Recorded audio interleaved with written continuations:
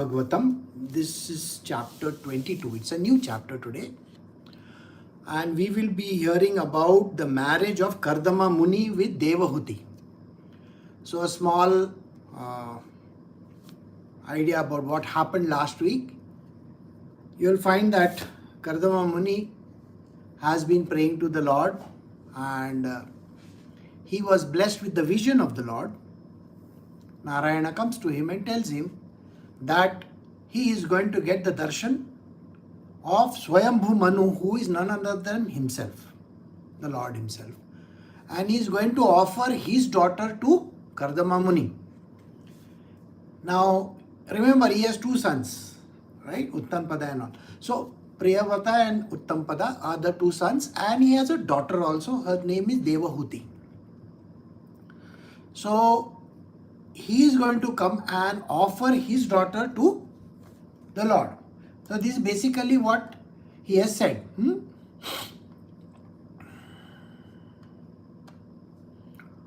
Okay. So now today we are going to continue with a new chapter. We have finished the old one. So the new chapter is all about how the proposal is made. So let us see. So we are doing Srimad Bhagavatam. This is Canto 3 Part 2. This is Chapter 22. The marriage of Kardama Muni and Devahuti. One verse.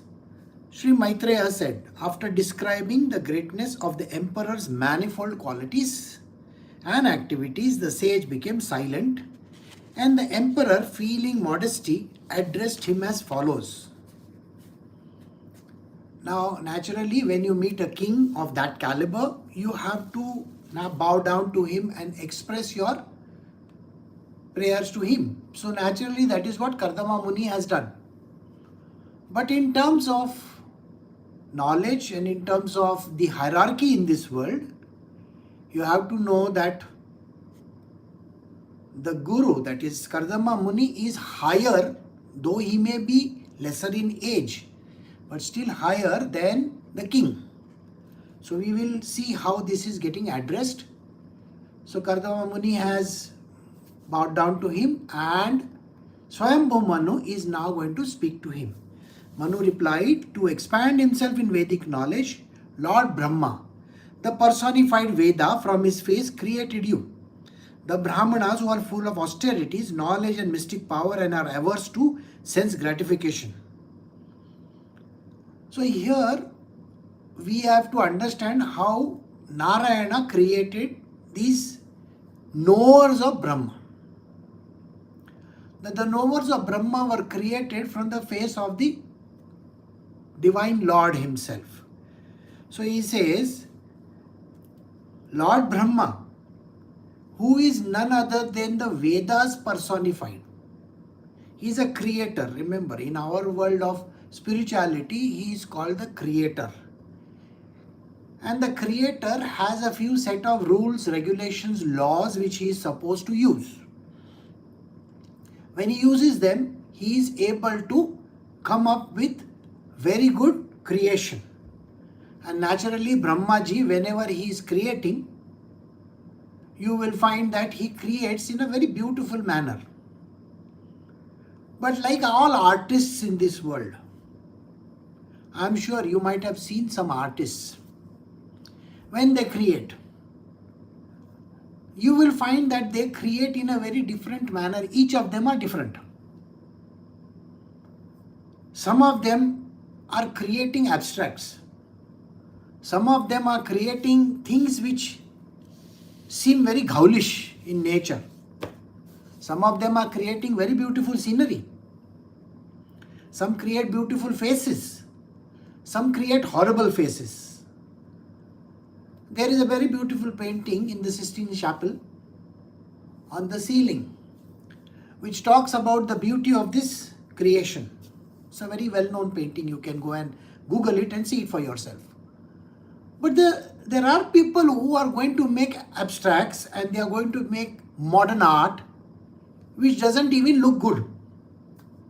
If you have aesthetic appeal, you look at modern art and you will wonder, what is this man's face like this? The reason why they do it is because Brahmaji's own way of creation is like this.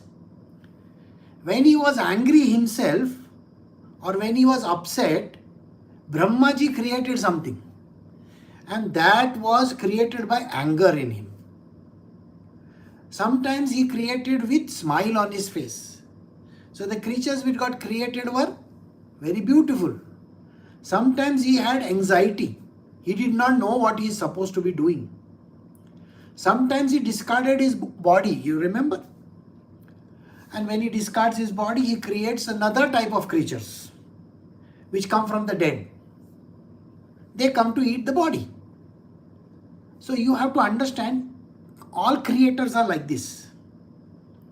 It all depends on their state of mind. Brahmaji is mind incorporated. He is Rajas. So when he was creating the Rishi Munis, he was in a very beautiful state of being. So the Rishi Munis turned out to be one of his best creations. So Kardama Muni is a part of this knowledge base which is Rishi Munis, and that is why he is called as one of the great sages. So the Brahmanas were full of austerity, knowledge and mystic power. And they don't fall for any kind of gratification. See, gratification means money, power, lust, greed, all those kind of things.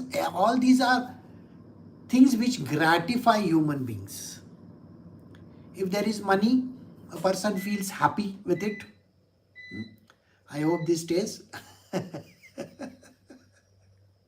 Okay, we are back. No, we're not back. All right, so we will continue. Hopefully it should continue. So for the protection of the Brahmanas, the 1,000-legged supreme being created us, the Kshatriyas, from these 1,000 arms. Hence the Brahmanas are said to be his heart and Kshatriyas his arms. So here Swayambhu Manu is talking about his own creation. He is a Kshatriya. He is a king. A king, a ruler, a leader amongst men are called Kshatriyas. Okay? Knowledge, intelligence, mystic powers, austerity, and having complete detachment to the world are called sages. They are the so-called Brahmanas. I am not talking about the Brahmins today. Okay? Please do not mix them up. The today's Brahmins are full of, I want this and I want that. We are talking about the ones who created, the knowledge base for us. That is the one. So here Swayambhu Manu is talking about him being Kshatriya. And what is he supposed to do? He is supposed to take care of the Brahmanas. See, in this world there is a law. The law states that the Brahmanas are supposed to have knowledge. Okay? This knowledge is imparted to the disciples and to the world. This is what is there. When they are giving it to the world, when they are giving it to the disciples, when they are giving it to their devotees, there are certain rules and laws which are applicable, which we are going to understand in today's satsang. The Kshatriya's job, the job of the leaders, the ones who are leading something, the ones who are kind of a, in today's day and age, we don't have kings and queens and all that. So I can say the managers or the people who have a group of people whom they are running. Like those who have a team with them. So those kind of people. It could be a minister also, right? It could be even a police commissioner, it could be a vice president, it could be a president of a company, it could be anybody. A municipal councillor also is eligible for that. So anybody who is a kind of a leader is a Kshatriya. not the people who are fighting in the war. Please understand this. This is a mistake which everybody does. Leadership. We are talking of leadership, and also, yes, in the army also, in the navy also, and air force also, there are leaders.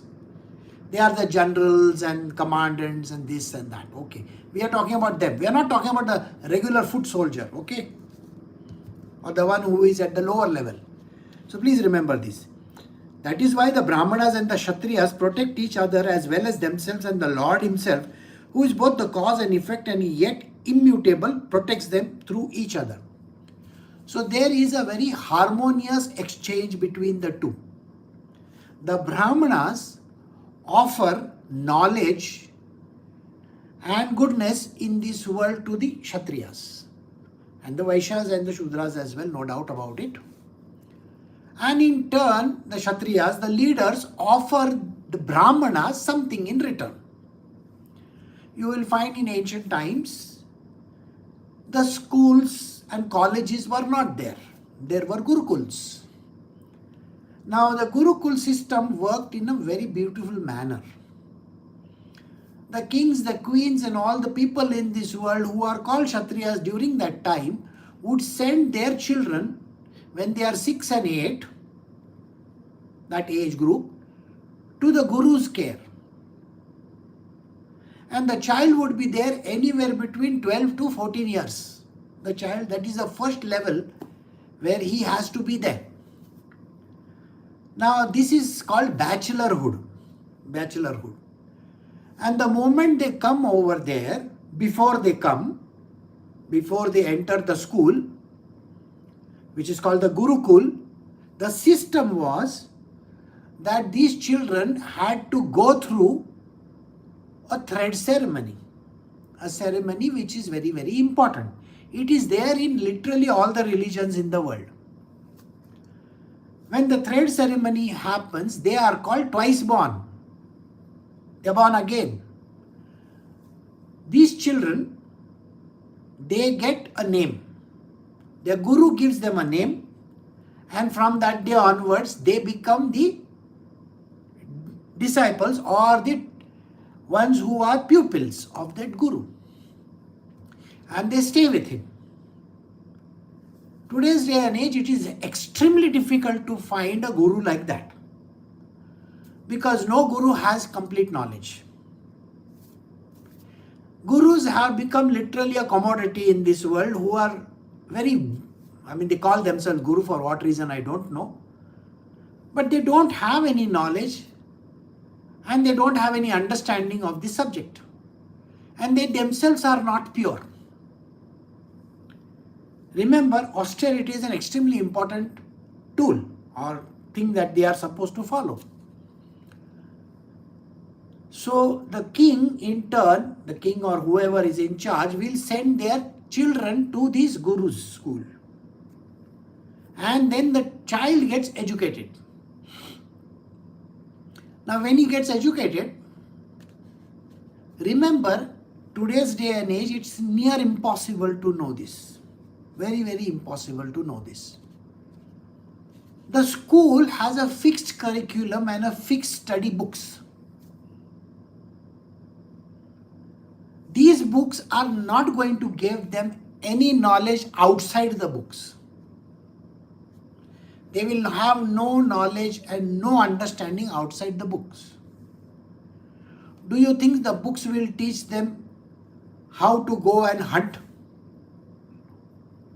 The books are not going to teach them to go for treks and, go and learn spirituality. If I tell the children in school that tomorrow I am going to teach the Bhagavad Gita, all hell will break loose. Why? We are so-called socialist people, idiots of the highest order. We are making human beings succumb to socialism. There is no leadership in this world, because this is how the world has become. So in the Gurukul, a system of teaching happens. You will be amazed to know the Guru is a master of, the arts and the sciences as well. And he teaches them literally everything. Some of the very beautiful scriptures that I have read, I have seen through, teach in detail how these things have working. Today's day and age, one small sidetrack for you. Let me give you an understanding of the subject. A very beautiful phenomena is explained in science. This phenomena says that light has a certain speed. We say that, isn't it? Light travels at the rate of some 300,000 so and so meters or whatever per second or something. If I were to travel at the speed of light, what is going to happen? And if I were to look at the time, what is going to happen? If I am traveling at the speed of light, the time is going to be frozen, isn't it? That is what we think so. And we see distant stars. The light has left from there and come to earth after so many, travel, such a long travel. And you may think that particular thing must have started way back in time. This is a very, very common philosophy as explained by our current science. It is wrong. The theory is absolutely wrong. Because the factor called time actually doesn't exist. The funniest part of it all is we are measuring all these quantities in terms of relative factors. The future is going to tell you how you can, there will be no such thing as time. That is why you can do time travel also, by the way. So there is neither the future nor the present and nor the past. A unique phenomena exists. Now these Rishi Munis from the past had a very clear understanding of this subject. Because they are not dependent on books from the university. They are not dependent on any of the factors which we are doing today. Reading books, going to the internet, asking ChatGPT and all this kind of... They never did that because they never asked anybody. They never had library of books. Their knowledge was coming from what is called as a self-knowledge. You know what a self-knowledge is? The knowledge of the self which is all-knowing.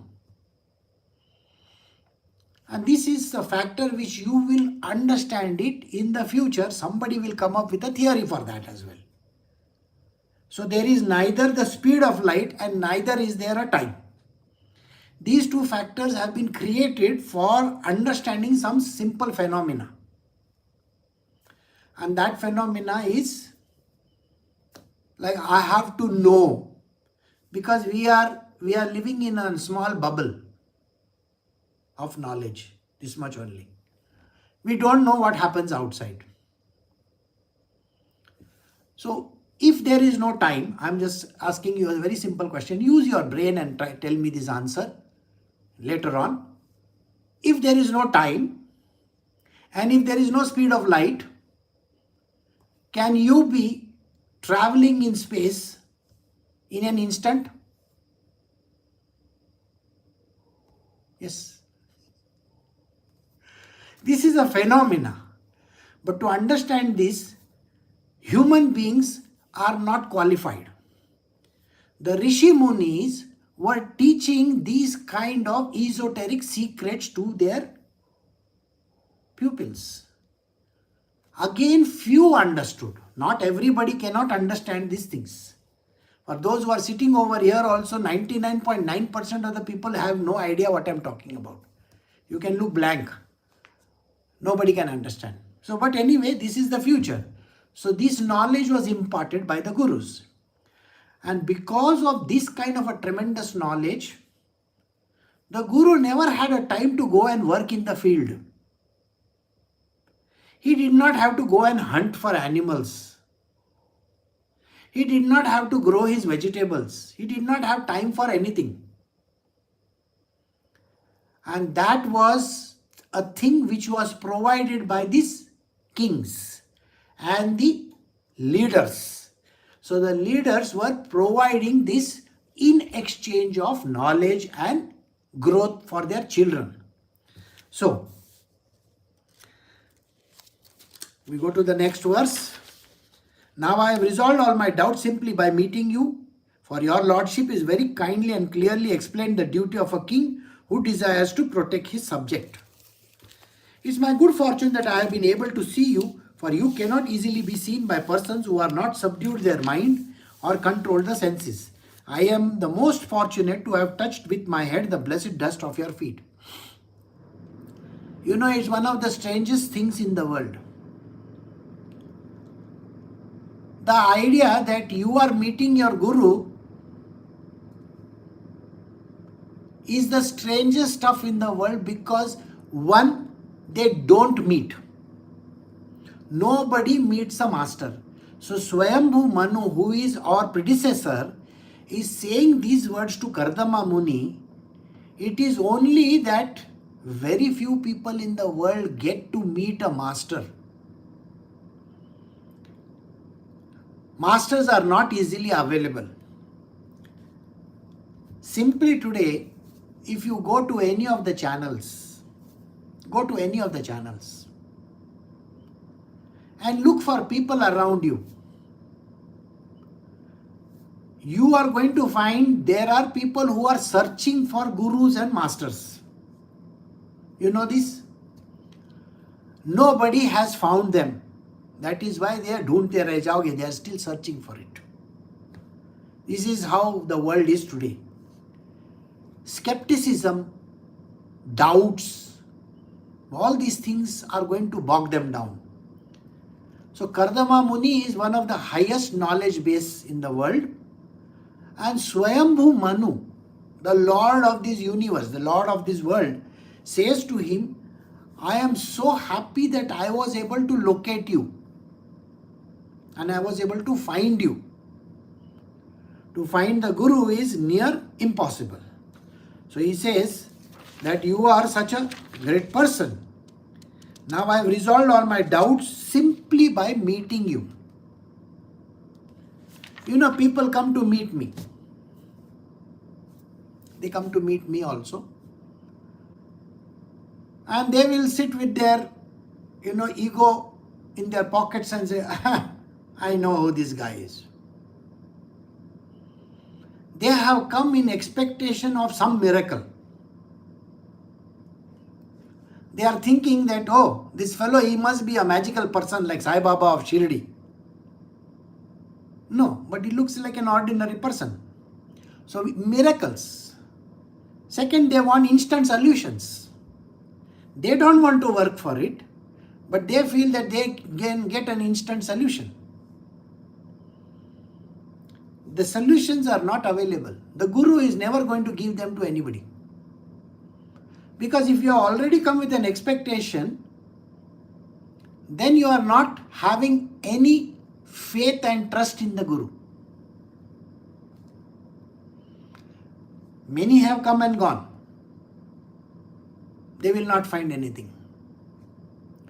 Simply because they have come with doubts and expectations.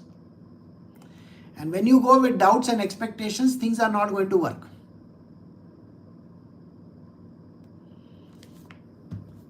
And now we will see further what he is saying. I have fortunately been instructed by you, and thus great favor has been bestowed upon me. Oh, I thank God that I have listened with open ears to your pure words. So those who have a master, those who feel that they have been instructed by him, those people are definitely going to be benefited. Now, yes, today morning I was telling Rajma something very funny. I was saying, what happens to the people in spiritual? Well, the answer is, if they have to go through a miserable life, they will go through a miserable life. Meeting a master or being in spiritual doesn't change that scenario for you. Are you getting it? The scene doesn't change. If you have to go through a miserable life, you are going to go through a miserable life. That is destiny for you. Destiny is never written by the master. Your destiny which you have come with, which is called prarabdha karma, it is yours. It is anyway going to happen. If you are going to lead a miserable life, you are going to lead a miserable life only. Even if you meet a master or whatever, what does the master do? The master changes your future if you listen to him. Are you getting the point? If you listen to your master, then he changes your future, not your present.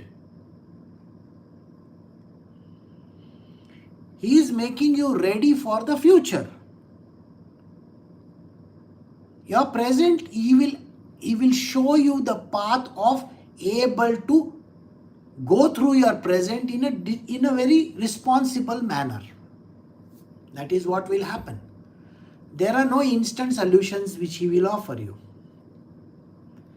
So this is something which you need to understand, and never go with an expectation some magic is going to happen.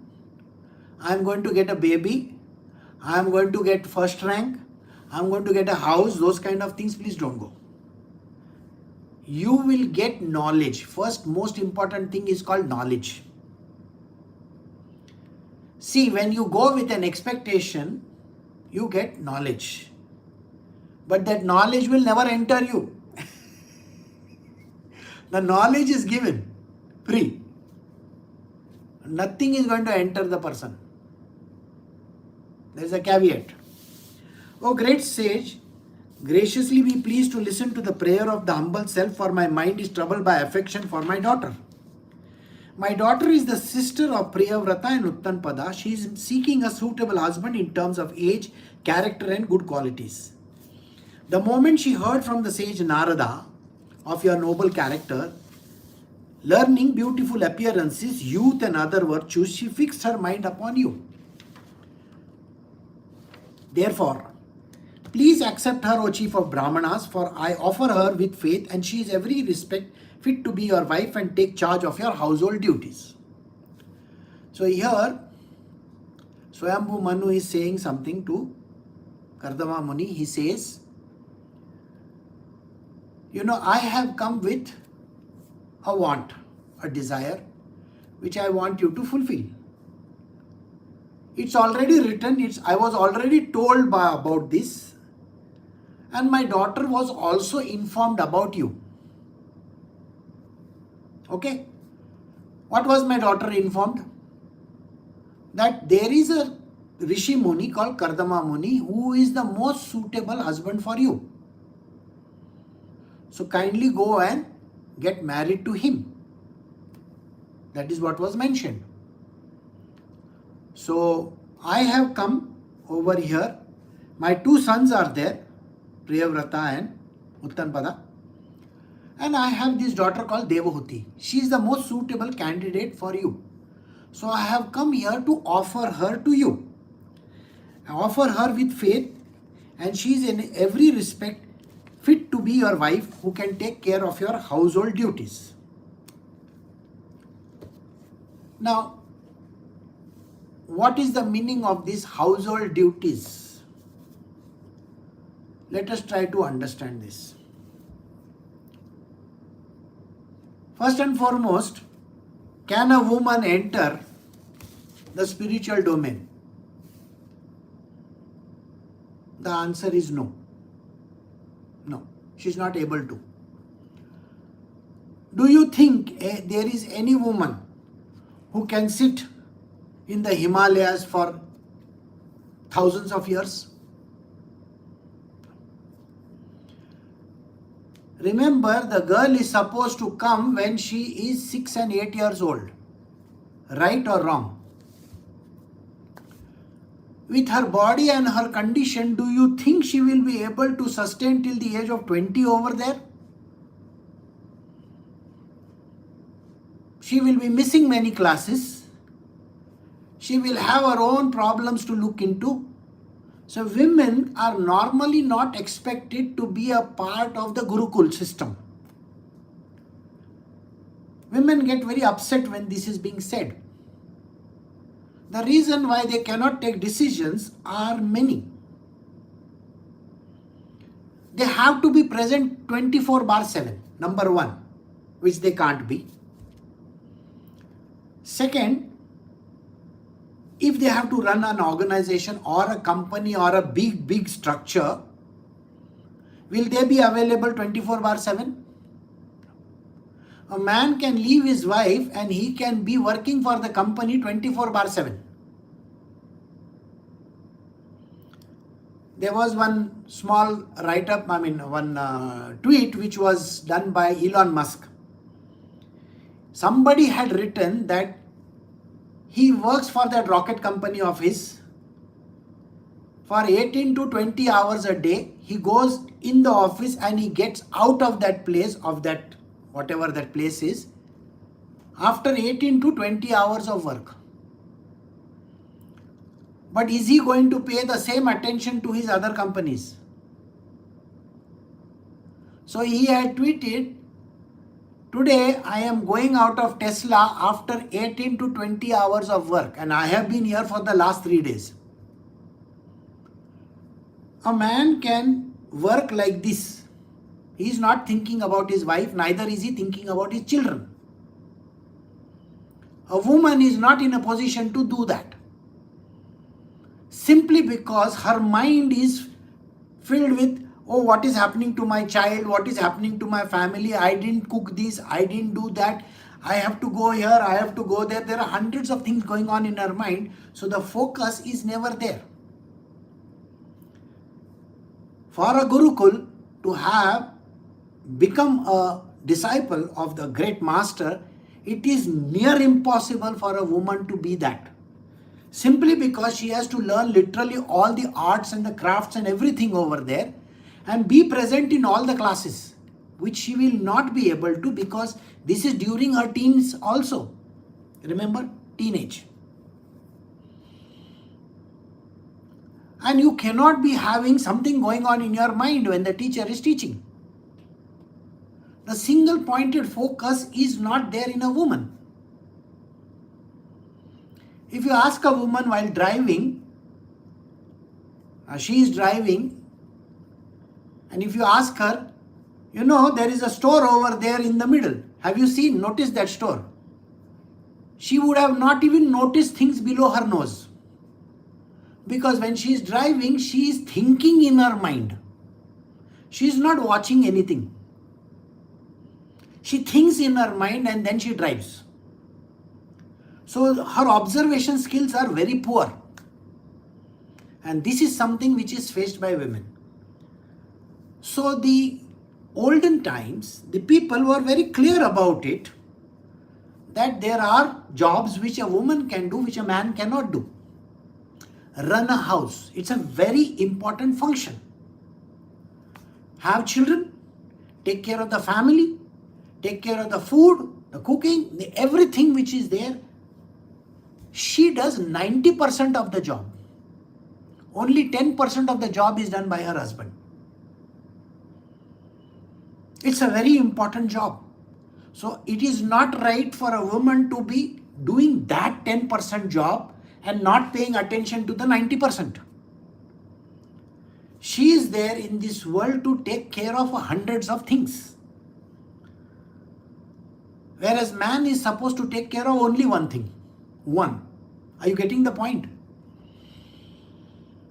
So he is going to work in the fields, he is going to work in his company, he is going to work wherever he is supposed to work, he is supposed to earn the money and bring it home. But the biggest responsibility is of a woman, not of a man. Man is not responsible for looking after anything. The woman takes care of all the nitty-gritty and the finer stuff in this world. What I showed you just now was not something which you have to understand from the negative perspective, but understand why she is not capable of doing those things. She cannot be sitting in the office for 18 hours and not going to the bathroom. A man can do that. He will sit in his desk for many, many hours. I have flown for 18 hours without even getting up from my seat. Not eating even a drop of, not even having water or food. But people can't do that. The air hostesses had to come and take a, objection to what I was doing. So think like that. The job of a woman is far greater than a man's job. They have responsibility which no man can take. Men are incapable of handling this situation. They can't carry a baby for 9 months. They can't go through the pain that these women are going to go through. That is the reason why he says, she is in every respect fit. That means she knows literally everything. The epitome of a woman is that. She is the highest, and that is what she is capable of. Now you may say a very strange thing, why is she being offered?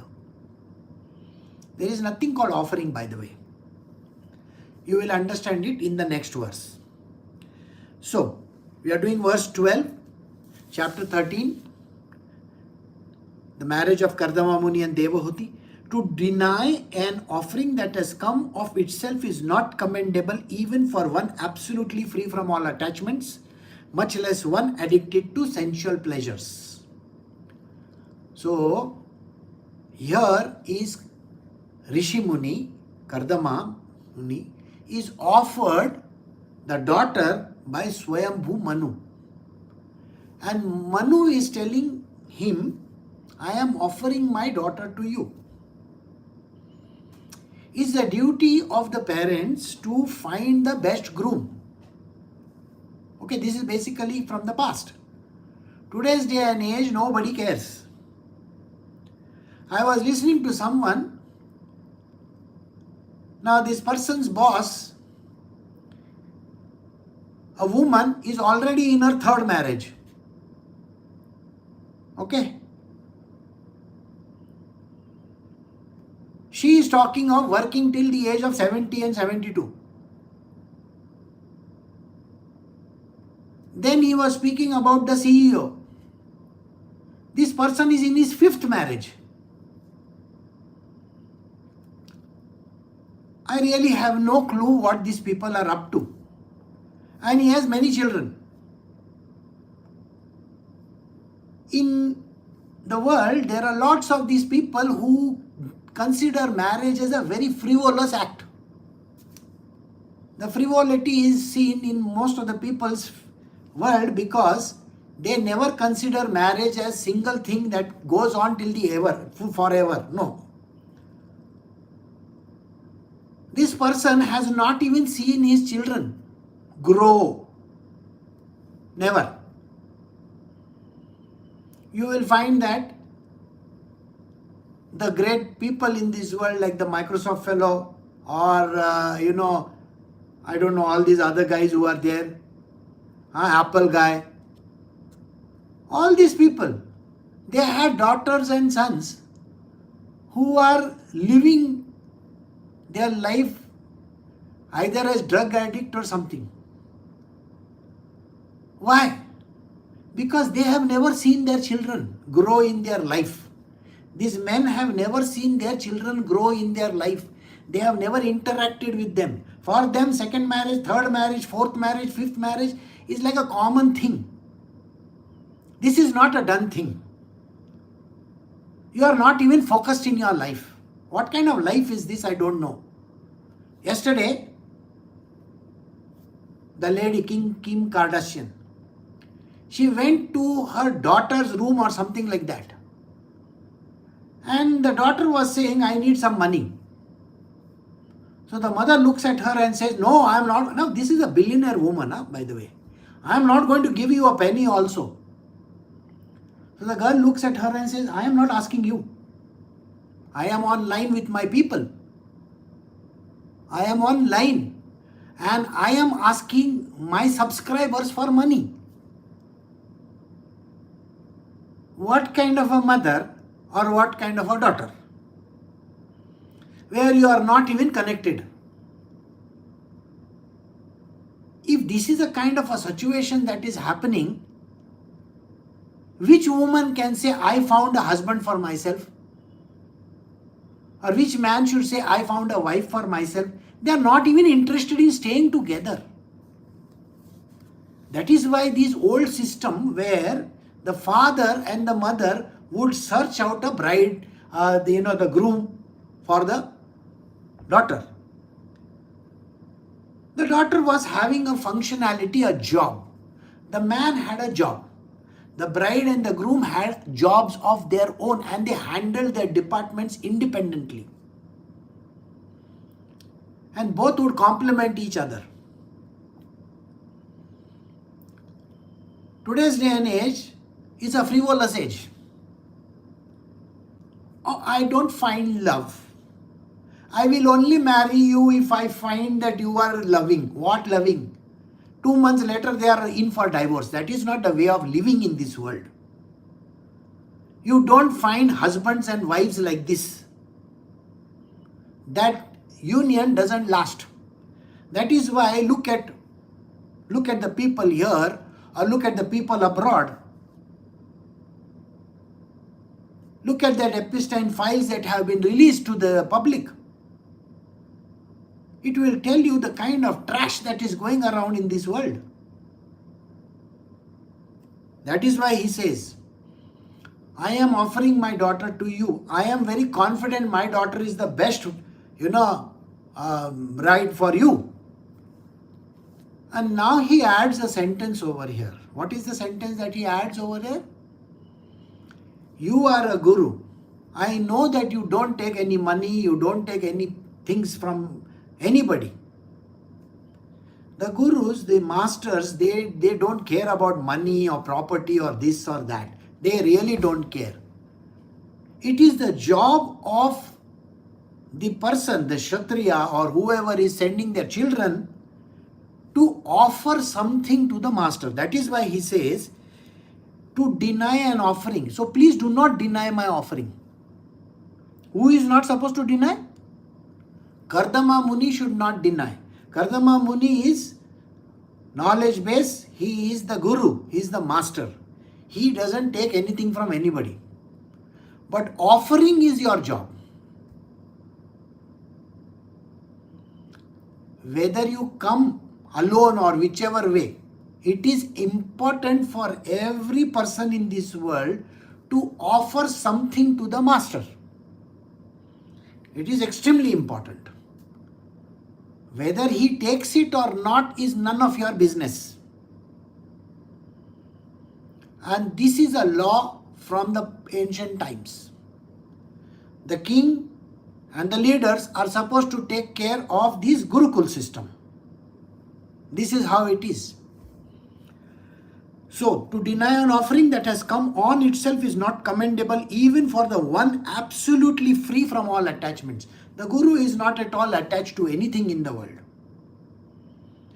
I have some really good people in my world. I am telling you this.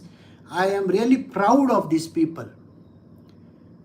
Every month on month, they will provide a small amount to the Gurukul. Gurukul is this place, an ashram is this place. They are so regular in their approach, and I'm not joking. We have been sustaining. People have pointed fingers at us, and let me tell you this much: the greatness of these people is very, very much right in front of my eyes. Every month on month, exactly on a precise date, they will give an offering to the Guru's Gurukul. The offering doesn't come to me, it goes to maintaining this place. Today morning also I was talking about this. I said just the way we try to offer food we have to offer food to hundreds of others. It's a free food given by the Gurukul or the ashram. Now who is going to do this? Naturally, whatever that comes from people, that is getting distributed. I have been often asked many a times by these own bodies, people, those who are connected with this body, how are you maintaining yourself? I said, we are doing it. I am not going to ask anybody anything. They can offer directly. You will be amazed. Today morning, Rajma is telling me, there is this one person who doesn't have a job, who doesn't have anything in this world. Nothing. His offering comes on the first of the month. It is 1001 rupees. How much is it? 1001. For him to offer that 1001 is extremely difficult. But the offering comes. And he is not sitting over here, neither does he join my satsang. But his offering is such a clockwork precision that naturally he is worthy of grace. So this is how we have to see. So in my world also, when I have to do something, I have to do it very, very, without much hullabaloo, without any noise. So here, what is the master being told? I am offering my daughter, and naturally a part of the kingdom and whatever comes with it, to Kardama Muni. Please accept it. One who rejects an offering that comes on its own accord, but later begs a boon from a miser, thus loses his widespread reputation, and his pride is humbled by the neglectful behavior of others. Here, Swayambhu Manu is talking. He is telling Kardama Muni, I am offering with my free heart. I am offering this thing to you. Please accept it. Don't say no. So acceptance is there. But he says, a person will say, no, I don't want. And later on will go and beg from that person. Can you give me something? Can you give me something? Now this is wrong. This is absolutely wrong. So Kardama Muni has never done this. But if somebody in this world is doing this, then that person is doing something wrong. Because thus loses his widespread reputation. Let us say tomorrow I will say, oh, I want to do this, give me money. Not supposed to do that. Whatever the person does on his own free will, without talking about it, see, without saying a single word, that person's offering is considered as an offering. The rest of the people, if they are talking about it and if they are offering, then that is never considered as an offering at all. So,